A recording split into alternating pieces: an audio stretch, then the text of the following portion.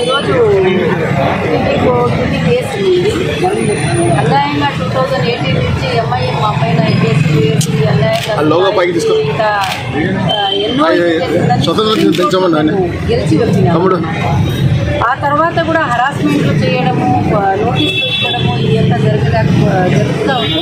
ఇక మా అడ్వకేట్ గారు వరప్రసాద్ గారు వచ్చి చాలా బాగా 2 గంటలు ఆర్గ్యుమెంట్ చేసి సుప్రీంకోర్టు ఆదేశాలు ఏమేమి ఉన్నాయి, సుప్రీంకోర్టు ఏం చెప్పింది, మన ఎఫ్ఐఆర్ గురించి ఏం చెప్పింది అంతా టోటల్గా చెప్పినారన్నమాట. కానీ ఇప్పుడు లోక్సభ ఎలక్షన్ వస్తూ ఉన్నది. నేను లోక్సభ ఎలక్షన్ ఇక్కడ హైదరాబాద్ ఎంపీగా నిలబడాలని అనౌన్స్ చేశాను. ఆ రోజు నుంచి ప్రతిరోజు నా ఇంట్లో ఇది చేయడము, హరాస్మెంట్ చేయడము, ఆఫీసర్లు కాల్ చేయడము, పోలీసులు రావడము అంతా టోటల్గా జరుగుతూ ఉండాలి. కానీ నేను బ్యాక్ లేదు. 2018లో కూడా అనౌన్స్ చేసి ఉంటే అరెస్ట్ చేసినారు. కానీ ఇప్పటికీ కూడా హరాస్మెంట్ తగ్గించలేదన్నమాట. కానీ స్ట్రాంగ్గా ఈసారి 2024లో ఎంపీగా నిలబడాలని ఆశిస్తున్నాను. మీ అందరి కోరికలు ఉండాలా.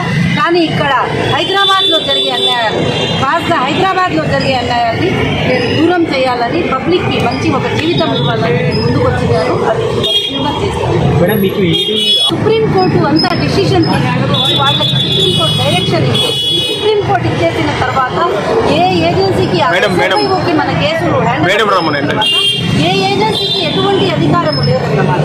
కానీ హరాస్మెంట్ చేయడానికి దానికి ఏమీ లేదు. అందుకే కోర్టుకి మేము జవాబు ఇవ్వడానికి మా అడ్వకేట్ గారు వచ్చినారు, మా వరప్రసాద్ సార్ గారు, ఇంకా మా